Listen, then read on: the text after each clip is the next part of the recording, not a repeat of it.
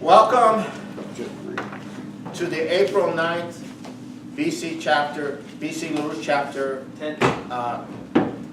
No, you're right. BC LaRouche chapter meeting. All right, tonight I'm going to go through two key things with a long preface before I get to those two key things. And this British Empire, which has been out to crush the human species, is coming down. And this is a component of what I'm going to go into is the manner and way in which it is coming down. The second part will deal with the advances being made for the future of the human species. Okay, and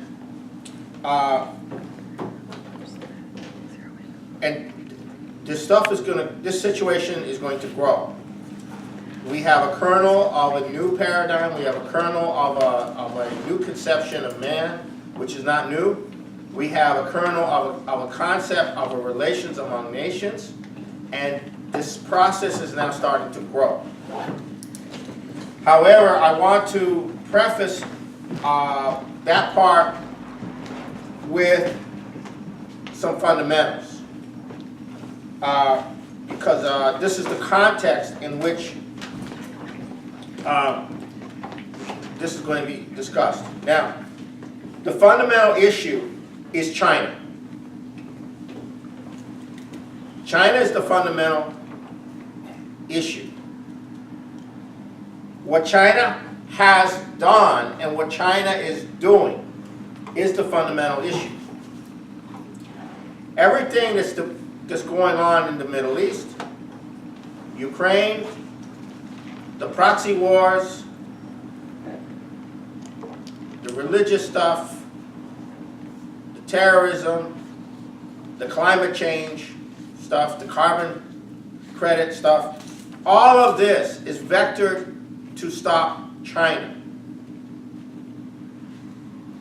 Since 1978, everything, including the expansion of NATO, including the confrontation with Russia, is not about Russia. It's about China. Since 1978, China has been embarked on a trajectory of a scientific renaissance, whether they fully know it or not. And this trajectory was set in motion by Deng.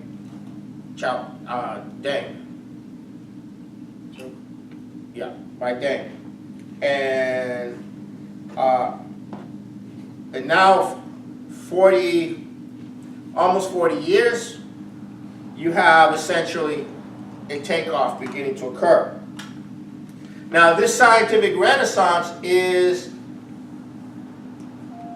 comes out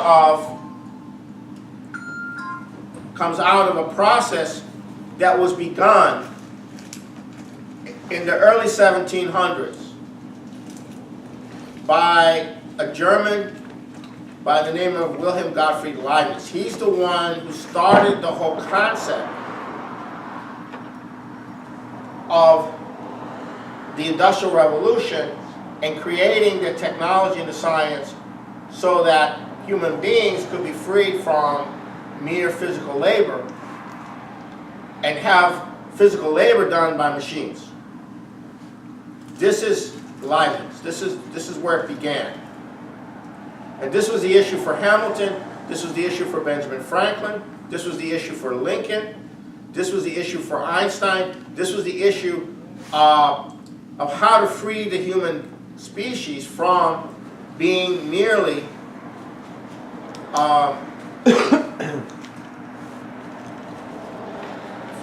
manual physical workers, and then a few get to live off the surplus. To do that requires scientific revolutions, technological revolutions, levels of education, etc. And these are the individuals who started this. This was new.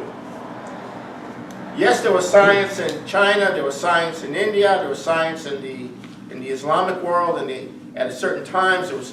But this idea of transforming the relationship of human beings to each other based upon developing the power, economic power, through the development of technology and machines is a departure, is a unique departure that comes out of the European Renaissance, but it doesn't really get going in any way until Leibniz.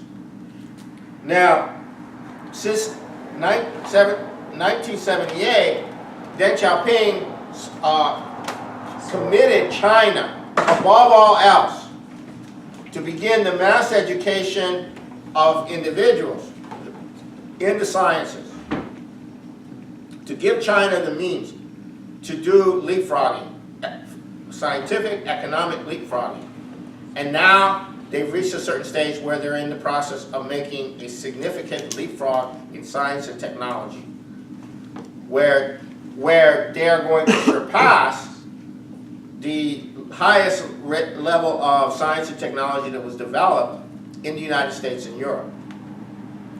But they're doing it from a standpoint of a continuous process. In other words, once they achieve that objective, they're still going to continue doing it. And so their 5,000-year culture is now vectored into this directionality. And that directionality is inherent or coherent with Confucianism, and it's coherent with the 5,000 years of Chinese culture. Now, this is profound. And what it indicates is not a multipolar world as such, but a world based upon the development of the powers of human creativity. And that is what Leibniz developed in the idea of, that's in Benjamin Franklin's formulation in the Declaration of Independence: life, liberty, and the pursuit of happiness. And happiness means discoveries. Happiness means contributions to the future of humanity. So that's the revolution that's now starting to develop out of China. So China is the issue. But China is not the only thing. This is going to spread to all of Asia. It's going to spread ultimately to Africa. It's going to spread ultimately back into North and South America and into Europe. And the U.S. potential to be the leader of this coming out of World War II was destroyed by the Cold War and by the assassinations of key people and by the Vietnam War and the insane shift in the United States towards supporting colonial revival of neo-colonial systems rather than going ahead with the development that FDR had planned. Now, the three things that the Chinese are pushing very big. One is connectivity, which is the rail. The access to the underdeveloped parts of the world so that their products, their work, their labor can be part of, and they can be developed. And then the connectivity to the vast reaches of the world which have no connectivity, where all the resources are, like Siberia and northern Canada and Alaska and the Gobi Desert and vast areas in Asia which are undeveloped. And the second one is the space program, is that they have a commitment to continuous technology being generated out of the space program. And the third one is nuclear and then fusion. So they have the three things going in that direction. And then when they develop something, they want to export it to the whole world. Like right now, the Chinese are trying to export their most recent development, which is the technology for rapidly rapidly constructing efficiently and cheaply mass rail transportation all over the world as part of the connectivity. But then their new export is not going to be labor-intensive products that we normally associate with China, but capital-intensive railway construction, railways, and so forth. And now, with the BRICS, their close relationship with Russia, their potential developing relationship with India, their sovereign wealth fund, their massive investment all over the world. Xi Jinping just went to Czechia, the Czech Republic, and Costco is buying the port of Piraeus in Greece as the point of entry into Europe. Bulgaria is now coming in. The Chinese structure is you have the Chinese government, you have the sovereign wealth fund, you have the 5-year plan, you got the people and then they're looking at the world from the standpoint of intervening with investments everywhere. They're coming into American cities to set up factories for Americans to have jobs. They're doing this on a vast and mass scale. In Africa, they're doing the same thing. They're doing the same thing in Africa they're trying to do in the United States.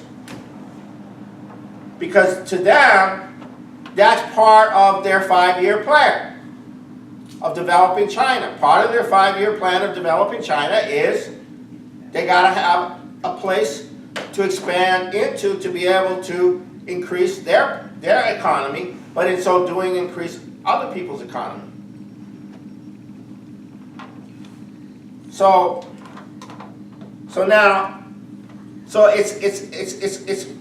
what they do is they try to build relationships with people in various areas, and of course the British say this is imperialism. Naturally. Of course they're going to say it's imperialism. What else are they going to say? So now, but this is now going. This is now taking off. And there is no way to stop this. Especially with Russia doing what it's doing. There is no way to stop this. And that's the point of Obama being in the White House, because he is under the direct control of the British monarchy. And they have about 10 months of him being in the presidency. And they have to figure out a way to get him to launch a war on China, a nuclear war on China, to wipe China off the face of the earth. Or destroy China. Because if they don't destroy China, it's over. And it won't be the Chinese running the world either. The whole game is gone. And it would have been gone if the United States had gone in that direction earlier. And it would have been gone if certain things had happened after Lincoln. It didn't happen. And it would have been gone if Germany, back in the late 1800s and early 1900s, had been successful in what they were doing. And there had not been World War I and World War II. The empire would have been gone. But now it's China, not Germany, not the United States that is coming on. And the problem is Germany, the United States, and all of these countries have, despite what they have been put through, culturally, financially, all kinds of divisions and everything, all kinds of operations, what they have been put through, nonetheless, there is still resonant entities in those nations that would emerge in this context. So that's also a key factor. Now, the need to use Obama to launch a nuclear war against China at this time is the imperative driving reality of the British Empire at this point. And it's in that context that Vladimir Putin has outflanked the British. Instead of telegraphing that he is going to back the Chinese in this war, he's not telegraphing anything. He's staying away from it. While Putin is moving on a different flank to create a principle by which to resolve these conflicts. So he's pulling elements of the United States into an understanding with him about resolving these conflicts and calming down the nuclear war. And therefore, he's not making the mistake of signaling support for China at this time.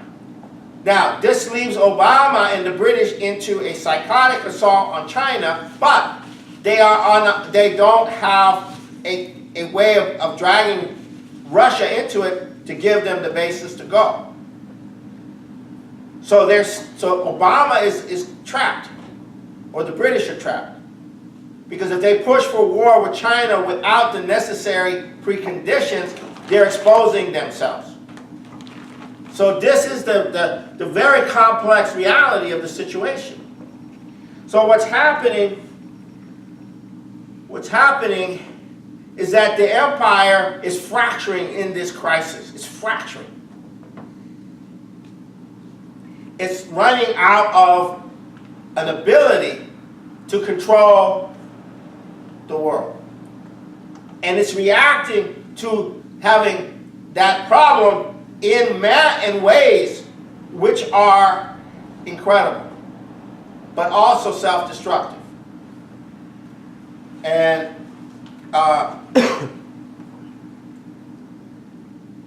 now you can see a part of this reality of Obama the British are trying to shape the presidential process in such a way that it increases the ability of Obama to function in the last 10 months of his presidency. Because what's the problem? Or 9 months for that matter. It was down to 9 months. The problem is that when a president cannot run again and is in a situation 9 months before they leave office, they have no power to do anything. Because everyone is saying, well, you don't have power to direct the nation anymore. You're going to be going out of office. We are now anticipating or working with or setting up arrangements or making agreements with those forces which are coming in, whoever they might be. And if we think Hillary is going to be the president, then we'll make arrangements with her. But maybe she won't be, so we'll also make arrangements we'll try to make arrangements with Donald Trump, but he's kind of difficult, he's kind of a little bit off. So maybe we should go to Ted Cruz. Well, we don't know if we should go to Ted Cruz. Maybe we should go to Bernie Sanders. But you have this whole process going on. So okay, Hillary's got it. Let's go to Hillary. Well, there's a problem. At any moment, somebody could pull the string. And she's on her way to jail.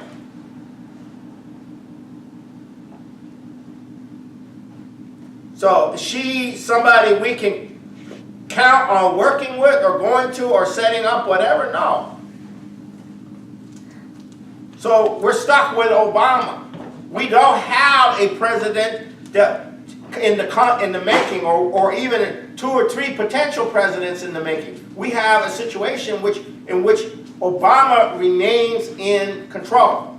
The people around Obama want to maintain control during this 9-month period because if they don't have the ability within this 9-month period to nuke China or go to war with China, it's all over for them. And the other thing is that they don't know how long they're going to be able to hold on to the financial system. So that's the other parameter. And let's say one of these people gets elected, and they go in. Well, they have to form a government. And a lot of forces come in, and it gets very weird. And they don't have, it's not consolidated. You can't just walk into the office after being elected in January 20th and say, okay, we're going to nuke China now. You can't do that. It doesn't work. You don't have a consolidation of power to do any of that. It took the British 4 years or more to consolidate their power around Obama, because Obama, they did not have a consolidated position with Obama in the early phase of Obama's administration. So this is a factor in why the elections are so strange, because nothing is solid. There's nothing solid there. There's nothing solid in Donald Trump. It's like, what is that, And so, now, in this context, I'm going to go through a number of dimensions of how the empire is disintegrating. I'll start with the foreign policy and strategic front. Okay, what Russia has done, what Putin has done, may in future years be considered a stroke of genius.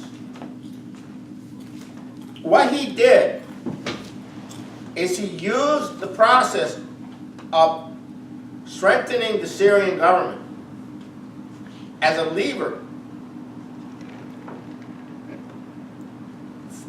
for entering into negotiations with the United States.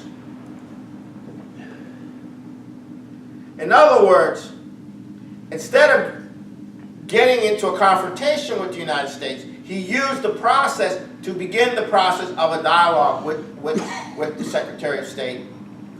And what this did is it gave those forces in the United States who don't want to go to nuclear war, but are nonetheless trapped in a process which is leading to nuclear war, an option of working with Russia to avoid a nuclear war. That's what it did.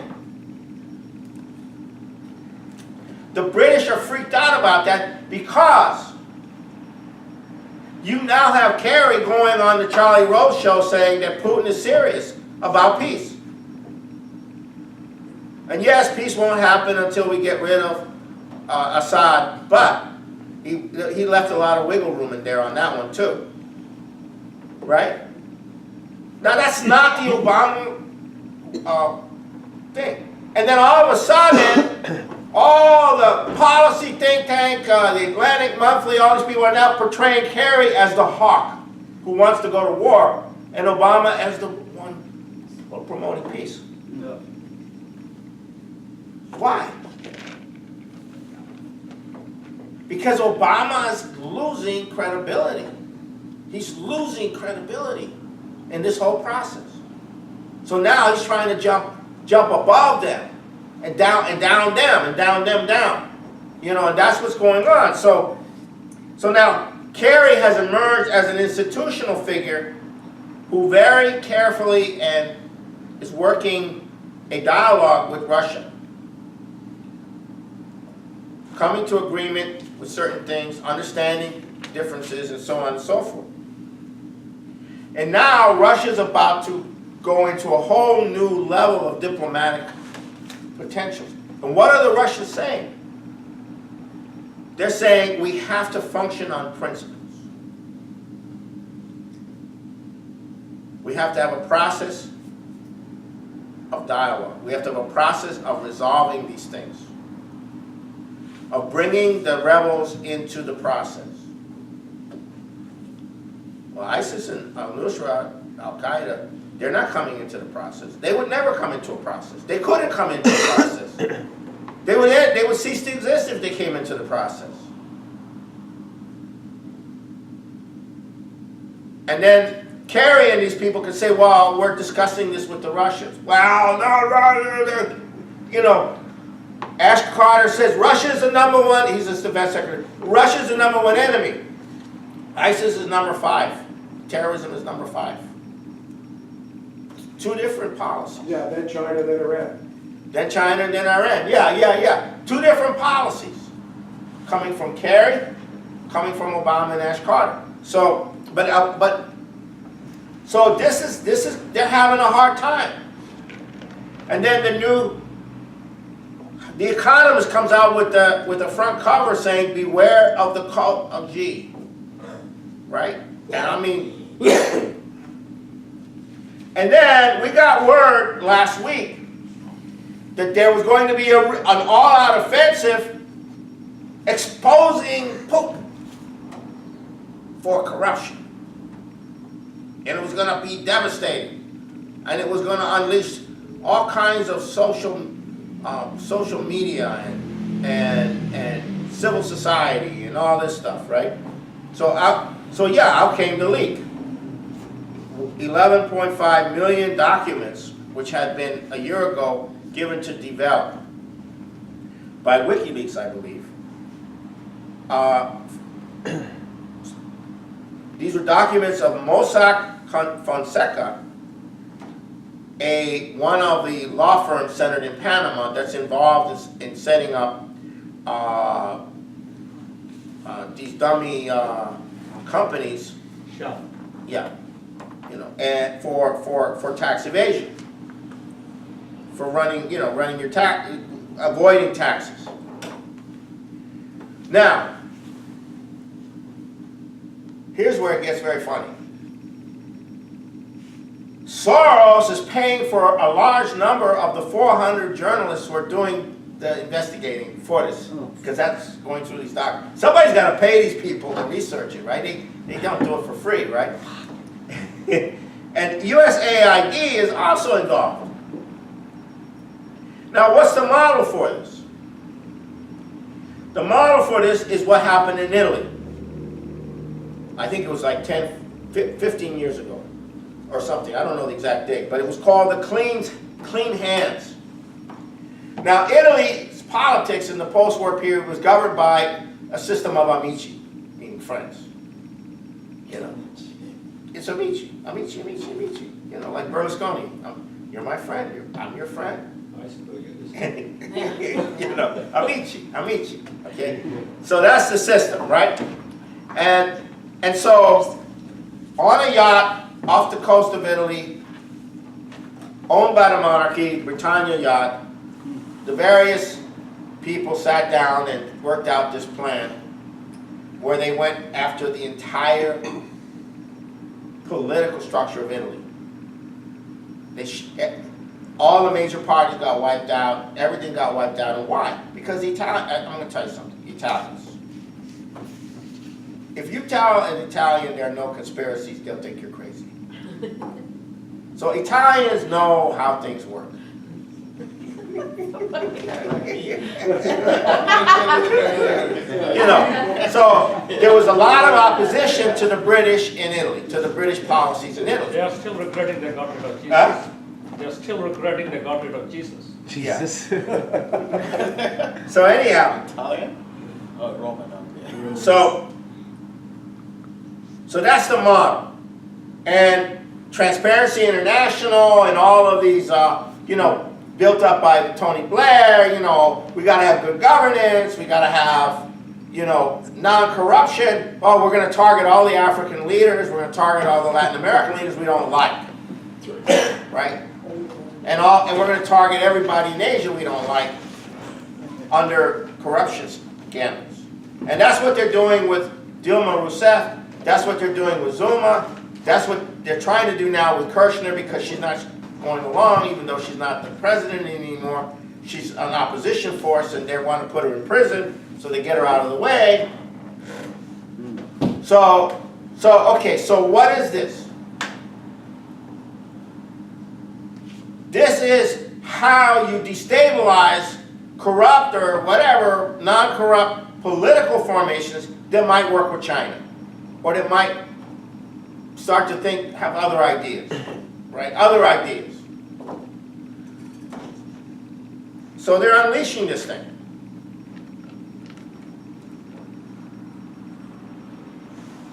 But there's a problem with this.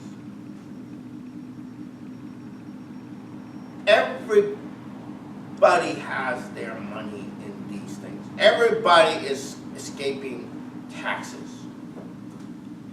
People with a lot of money don't pay taxes because they go to they transfer their money to these places where they don't get taxed because they're offshore.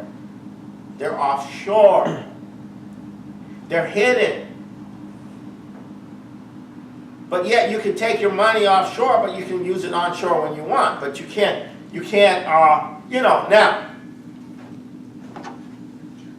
This is the funny part.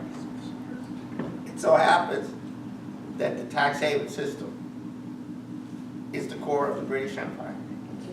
It always has been. I know, it always has been. It's the core of the British Empire. So they're trying to expose all these people who are somehow using the core of the British Empire to make personal profit. But it's selective. It's selective, but it doesn't matter because they're exposing the empire itself for how it works. And so it's now a problem. Tony Blair's father is one of these characters that was organizing for this stuff, and Tony Blair was involved, and now not Tony Blair, David Cameron is involved. David Cameron is involved. He's in deep trouble. Yeah. The guy who was the president of Argentina, a puppet of the British, he's totally involved in this stuff, and he's in trouble. The people are going after Dilma Rousseff are totally involved in this stuff, and they're in trouble. All backs down. The whole thing is, my God. Poroshenko's in trouble. All the corrupt people of the planet have their money in these things. Everybody has it. So now what do? Okay. Now, there are two articles out there that I looked at that actually went into some detail on the situation. One was an article in RT by Don G. Glazebrook. Britain is the heart and soul of tax evasion. The second one is an interview with Mark Dunn, who did a documentary called UK Gold, and that appeared in Telesur. Okay, now, just to give you a sense of this, okay? The top 10 tax avoidance law firms on the planet do not include Mossack Fonseca. It's not in the top 10.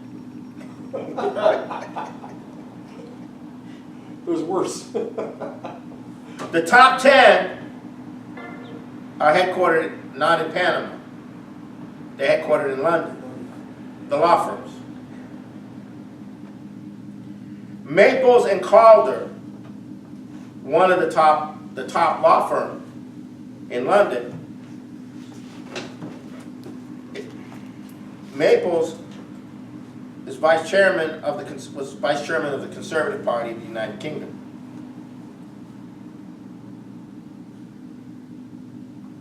British tax avoidance policies have effectively replaced the colonial plundering of resources of Latin America, Asia, Africa, and were implemented following the decline of the British Empire in order to meet the challenges of rising Western powers of Germany and the US.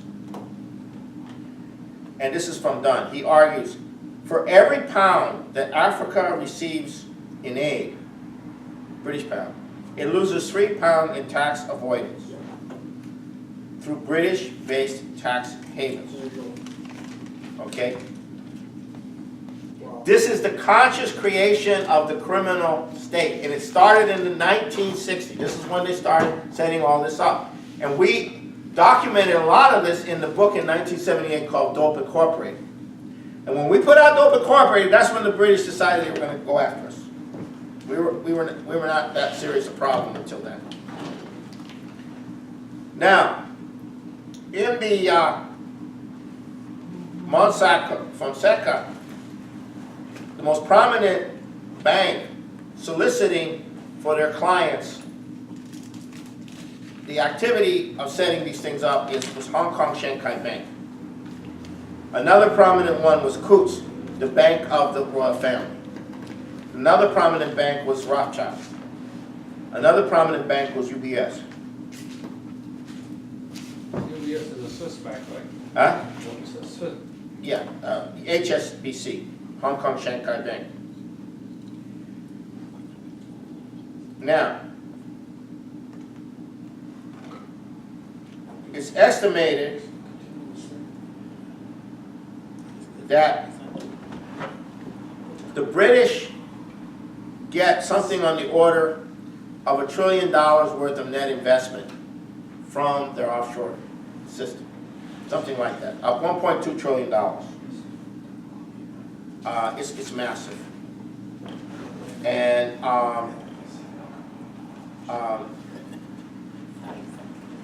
in 2009, the net investment from the offshore system into Britain was equivalent of 330 billion US, which is about 1.2 trillion a year net investment.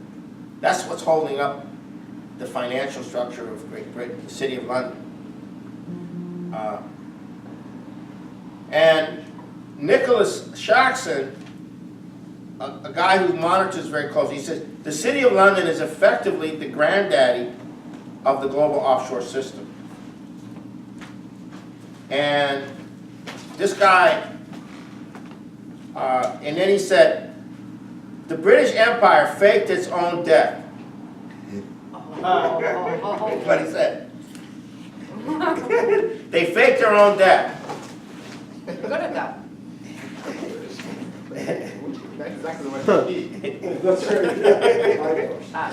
Okay? Money laundering filter lets the city get involved in dirty business while providing it with enough distance to maintain a plausible deniability.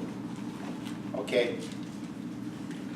In 2008, Global Financial Integrity estimated that flows of illicit money out of developing countries into tax havens were running at about 1.2 trillion a year, which is 10 times the value of all the aid to all these developing countries. Yeah. Yeah, the profit, economic Okay. slavery. Yeah. So here's where it gets interesting. Okay. So Cameron's in deep trouble. Some people has asked him to resign. The former mayor of London, Livingston, said he should go to prison. But what does Jeremy Corbyn say? The head of the Labour Party. We need to have an investigation. And we need to end the, Offshore. we need to put them under British law, all of them. All these little islands, the Virgin Islands, and all these little islands, as I said. And then what this guy says is, Paul, can I just Okay. interject? Just so it's clear, I just want to say this difference between British law and City of London law. Because when we say the British, right, but no, it's also these islands that have a governor, and they're not, they're outside the law. These are, all these little islands where they, Gibraltar and all these British islands are the center of this whole thing. And, right,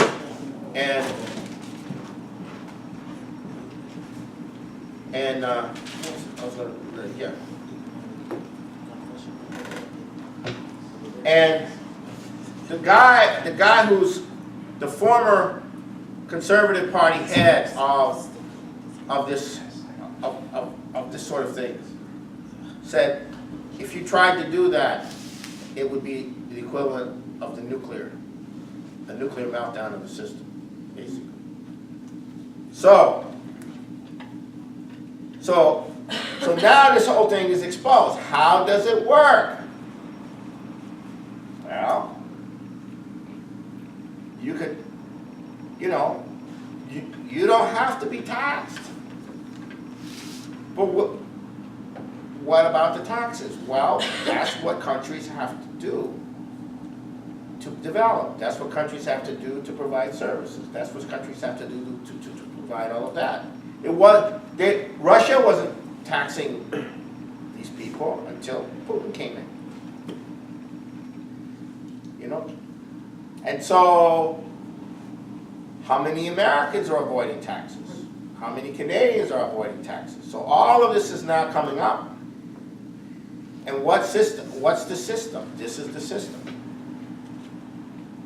But only because of the desperation would they risk using the corruption that they have created to go after those who might have second thoughts about working with China. And so this is getting very interesting. And Putin, his name isn't anywhere in there. He doesn't have any money in any of this. And they allege his best friend does. And Putin said, Russia is, I wish there were more people like my best friend, who is a brilliant cellist. He's a leader of classical culture in Russia. And he does get involved in business, but all the money he makes, he goes to actually supporting restoring instruments and bringing in valuable instruments to Russia and promoting culture. Actual philanthropy. Yes, total philanthropy for culture. And he's saying, I wish Russia had more people like my best friend. So this is this is actually now if you get a sense of what this means, this is the shaking of the empire. This is their fundamental core basis of their existence. This is where Glass-Steagall and all that stuff will wipe these people out.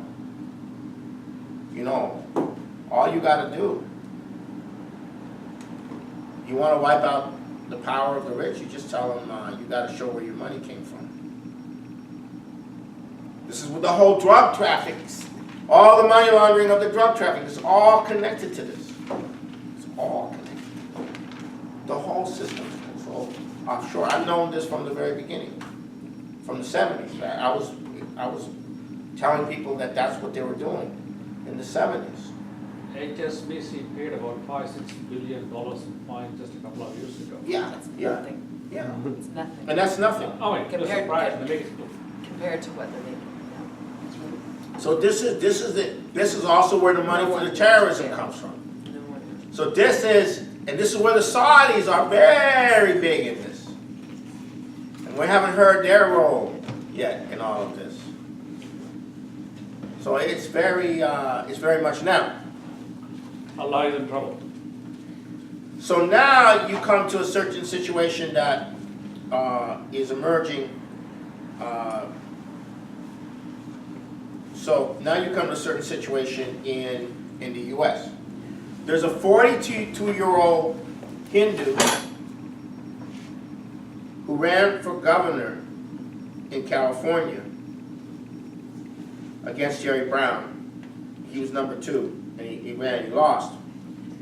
And he was, prior to that, working in the Treasury, he was involved in the whole TARP business, the bailout operation under Bush and under Paulson, and then later under Obama. His name is Neil Kashkari. He's an American born in the United States, but his family is from Kashmir. And he happens at this time, at 42, to be the head of the Minneapolis Federal Reserve District. And How many districts and states? I think there's 12. Okay. And since February 16th, he's been calling for the breakup of the banks. They're too big to fail. Breaking them up. And he said the Federal Reserve can do it under the existing powers that it has. Oh, this is different than the former Dallas head of the Federal Reserve. What's his name? I forgot his name. Anyhow, it's not important. And he's been calling for Glass-Steagall. Huh? Wasn't Thomas Honig? Yes, It was, yeah. Thomas Honig, yeah. Or Kansas City. He might be the Kansas City guy. Yeah, Kansas City. Anyhow, but this is very significant because there's an emergency meeting now going to take place of the Federal Reserve. Who's the head of the Federal Reserve now? Janet Yellen. It is Yellen, okay. Okay, and then there's this Washington Post article attacking Glass-Steagall, saying that the reason people want to bring it back is because they have a nostalgia for the manufacturing and productive part of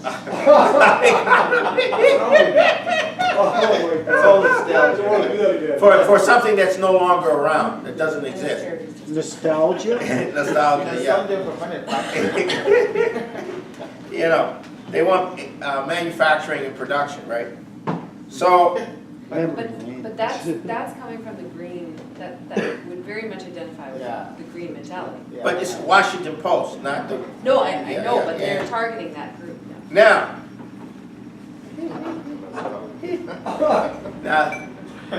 Now, Elizabeth Warren has come out saying the bankers need to go to jail. They do. That's the first time I've heard her say that. Now, Bernie Sanders is being massively impacted by the anti-Wall Street crowd. And Bernie Sanders' campaign is obviously embracing that. And on April 19th, I believe. Did you mean the Occupy Wall Street crowd? Huh? Are you talking about the Occupy Wall Street? No, I'm talking about Institutional. the anti-Wall Street Democratic crowd, you know. Okay. People like You this know. governor candidate and that kind of Yeah, people like Elizabeth Warren and Robert Reich and Okay. 100 other people like that. But Robert Reich talks about this all the time, but what was he doing when he was working for Clinton? I mean, I appreciate him now, he's very vocal about it. Well, he was the labor secretary. He wasn't the, he was the labor secretary. He quit. Yeah, so all these people are pushing, and the Washington Post is defending Hillary Clinton, right, as the person who should be, you know, and on the 19th, I believe,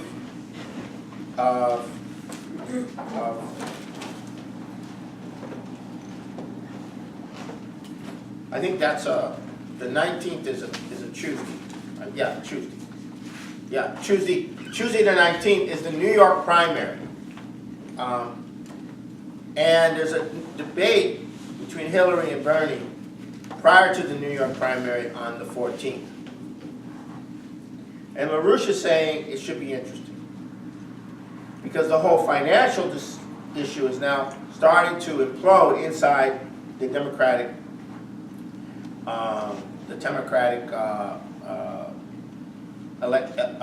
primary election process. Now, Bernie Sanders' numbers are going to go up as things get more weird. But he probably won't have enough to overtake Hillary.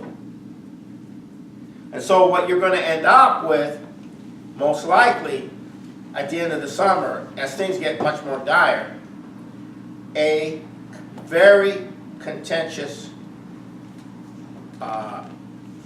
open brawl, knuckles convention, where there's a lot of fights going to occur in the convention floor, and it's going to get very interested. And it could lead to a situation where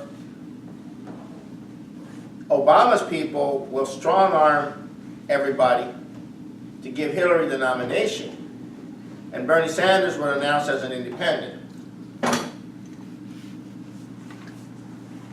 Then in the Republican Same thing. Party, you're starting to get the same thing. The party does not want Donald Trump, and if they don't give him the nomination, because he's already quite advanced in that direction, though he doesn't have it, and he probably won't get it. They'll probably, you know, the entire party will circle the wagons to oust him, not necessarily directly, but oust him to prevent him from getting the nomination by the convention.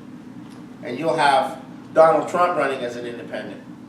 Because the voter base for Donald Trump is not the regular Republican Party base anyhow. So now you have the potential for two major independent candidates running against the party candidates. That's interesting. That is not a controlled situation. That is not a controlled situation. That is not something that you can control. That's real democracy. We need as many. Yeah, that would be Yeah, the first hooray. democracy for David, for America. I'm not that I'm not that, you know, I'm optimistic, but not like that, okay? Anyhow, so that's where it could go. And it represents the fracturing of policy. So we, the LaRouche movement in the United States, are keeping our eye on the prize, the space program. Joining the Chinese, joining the Russians, joining the world, creating economic development. We're not playing games with this stuff. We're not going in and playing intramural sports in this. Yeah, because Bernie Sanders' idea of a full employment society is solar and windmills. It's not like nuclear power plants and space program. It's solar and windmills. But so what? I don't care. He's not as bad as Hillary. But the point is, it's not. They don't make the decision. It's the process itself, and we're introducing an actual new concept. So you guys are, the movement is avoiding taking side. This backing a certain. We're not getting into the middle of it. Okay. We're not going to sacrifice our prestige and our new position in the world, which is very important because the Chinese are now working with us directly. And the Russians are too. I think that's a safer side. Huh? I think that's a safer approach. Like promoting, Yeah. promoting, Yeah. yeah. So now, we had a conference on Thursday in New York City. It began. It was 3 panels throughout the day, and this conference was quite extraordinary.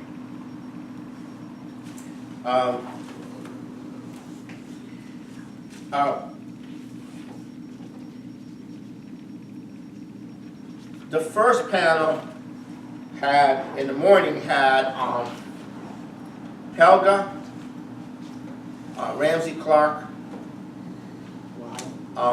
this guy, Professor Li Jinwan. I didn't know who the hell this guy was, but he certainly had a good sense of humor. And I didn't see the whole thing, I saw part of it. It turns out he is the top journalist educator of China. 15 top awards in China. He is renowned internationally as the leading person seeking to reform the Chinese, moderate and increase the freedom of press in China. So, but he's the leading, and he's doing it in not in like a rebellion sort of thing, but he's actually doing it in terms of educating a generation of Chinese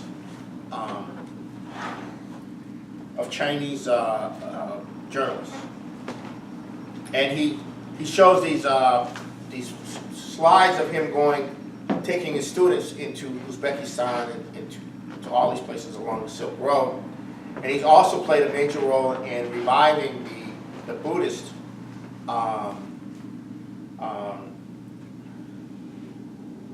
the work of the Buddhist monks who brought all of the knowledge from India into China. So he's involved in that whole aspect of this. Now, then came the Egyptian Consul General in New York, who then played a video of the construction of the Suez Canal. So this is the government of Egypt coming to our conference when Hussein Asghari, our member, went to their government for their conference with us. So this is very significant. Then the second panel was with LaRouche, Tom Weissmuller, who is a leading NASA scientist, atmospheric scientist, who has organized a network of scientists to work with us in reviving the space program. And Keisha and Jason, and I forgot some other people. And LaRouche was there in the video. And then the last panel was a music panel. There was a cultural panel. I don't have access to the actual. Didn't Wesley Clark speak as well? Yeah, in the first panel. Yes, okay. Now, Ramsey Clark is the last remaining person from the civil rights layers, one of the last remaining persons from the civil rights days, representing that. Now, what we did in the last panel was culture. We had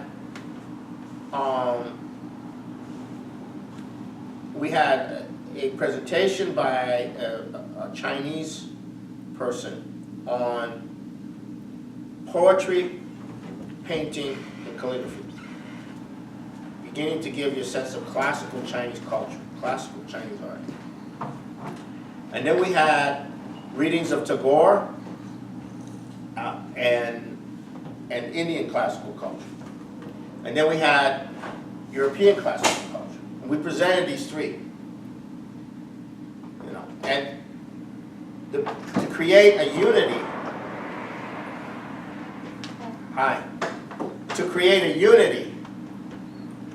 okay?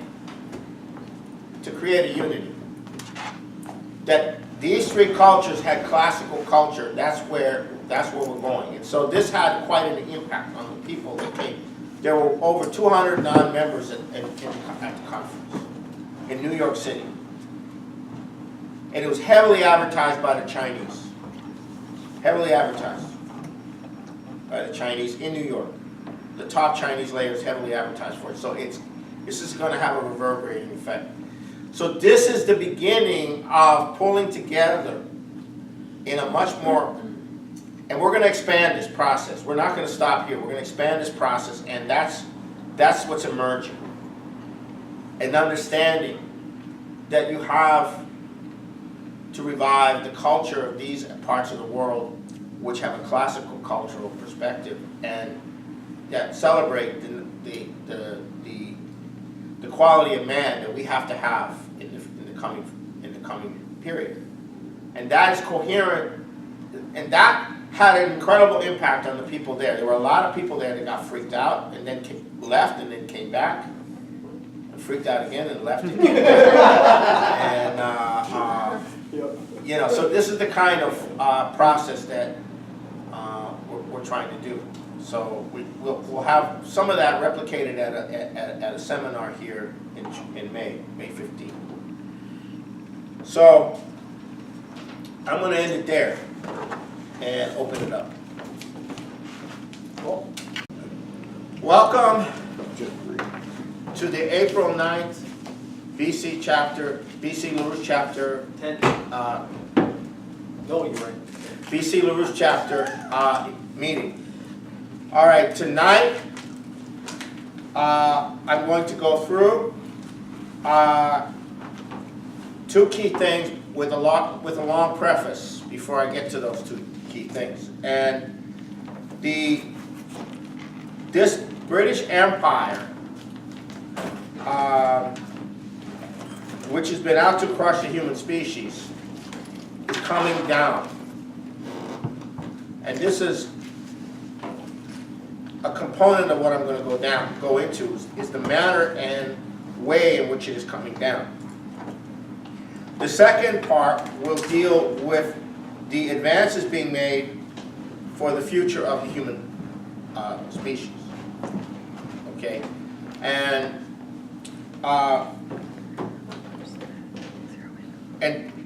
this situation is going to grow. We have a kernel of a new paradigm. We have a kernel of a new conception of man, which is not new. We have a kernel of a concept of a relations among nations, and this process is now starting to grow. However, I want to preface that part with some fundamentals, because this is the context in which this is going to be discussed. Now, the fundamental issue is China. China is 1978, Deng Xiaoping committed China, above all else, to begin the mass education of individuals in the sciences, to give China the means to do leapfrogging, scientific, economic leapfrogging. And now they've reached a certain stage where they're in the process of making a significant leapfrog in science and technology, where they're going to surpass the highest level of science and technology that was developed in the United States and Europe. But they're doing it from a standpoint of a continuous process. In other words, once they achieve that objective, they're still going to continue doing it. And so their 5,000-year culture is now vectored into this directionality. And that directionality is inherent or coherent with Confucianism, and it's coherent with the 5,000 years of Chinese culture. Now, this is profound. And what it indicates is not a multipolar world as such, but a world based upon the development of the powers of human creativity. And that is what Leibniz developed in the idea of, that's in Benjamin Franklin's formulation in the Declaration of Independence, life, liberty, and the pursuit of happiness. And happiness of the Industrial Revolution and creating the technology and the science so that human beings could be freed from mere physical labor and have physical labor done by machines. This is Leibniz. This is where it began. And this was the issue for Hamilton. This was the issue for Benjamin Franklin. This was the issue for Lincoln.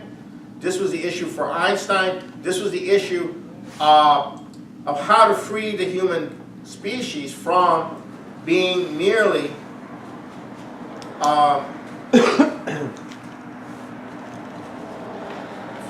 manual physical workers, and then a few get to live off the surplus.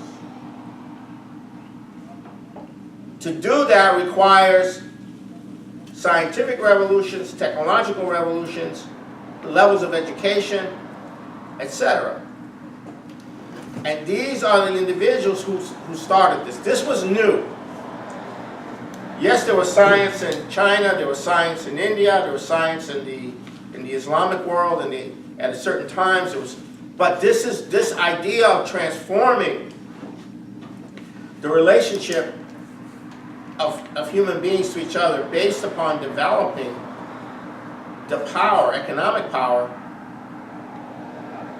through the development of technology and machines is a departure, is a unique departure that comes out of the European Renaissance, but it doesn't really get going in any way until Leibniz. Now, since happiness means discoveries. Happiness means contributions to the future of humanity. So that's the revolution that's now starting to develop out of China. So China is the issue. But China is not the only thing. This is going to spread to all of Asia. It's going to spread ultimately to Africa. It's going to spread ultimately back into North and South America and into Europe. And the U.S. potential to be the leader of this coming out of World War II was destroyed by the Cold War and by the assassinations of key people and by the Vietnam War and the insane shift in the United States towards supporting colonial revival of neo-colonial systems rather than going ahead with the development that FDR had planned. Now, the three things that the Chinese are pushing very big. One is connectivity, which is the rail.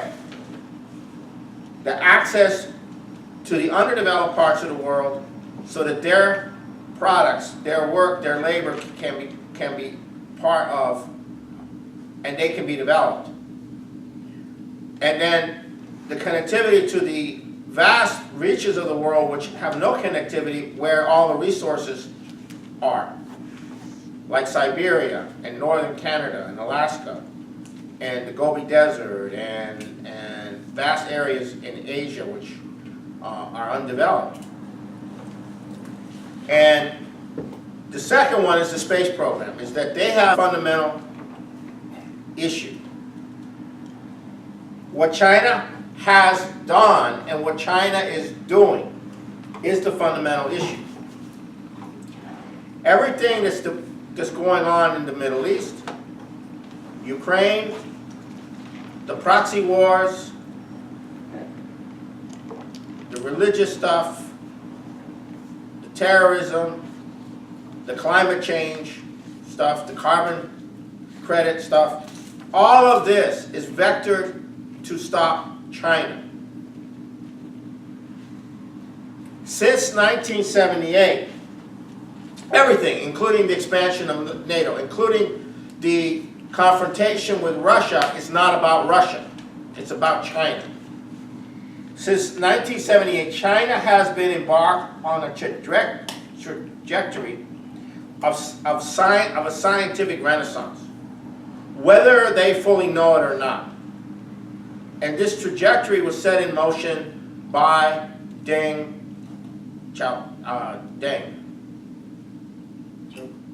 Yeah, by Deng. And now, almost 40 years, you have essentially a takeoff beginning to occur. Now, this scientific renaissance comes out of a process that was begun in the early 1700s by a German by the name of Wilhelm Gottfried Leibniz. He's the one who started the whole concept